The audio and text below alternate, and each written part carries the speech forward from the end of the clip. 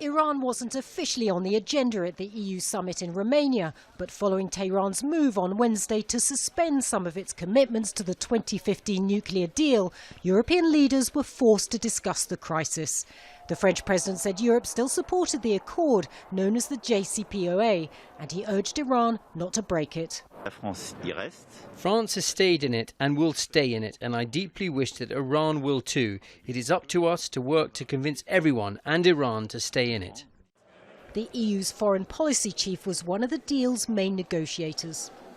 It's a matter of security for us and for the entire world. The European Union investment in non-proliferation continues to be a top priority for us. So far we have seen Iran fully compliant with all its nuclear-related commitments.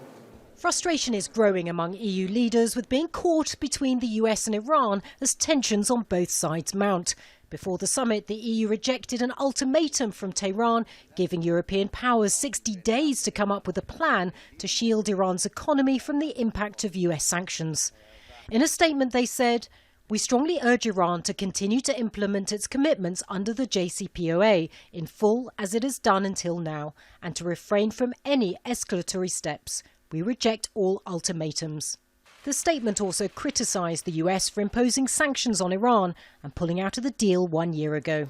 European powers have been battling to save the 2015 deal. They've launched a payment system which allows for some trade between Iran and the European Union, but so far it's limited to only humanitarian items, things like medicine and food, and it's failed to persuade multinationals to resume trade with Iran and risk US penalties. So unless EU leaders come up with some new solutions, some say that Tehran might decide that the deal is simply not worth saving.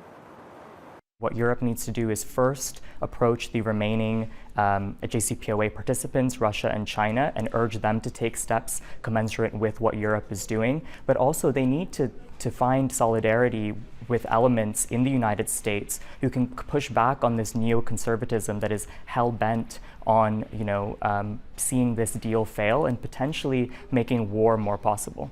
France's defence minister said that if Iran breaks the deal, the EU could impose sanctions. European powers could be gambling on Iran not wanting to risk more damage to their economy or lose strategic allies.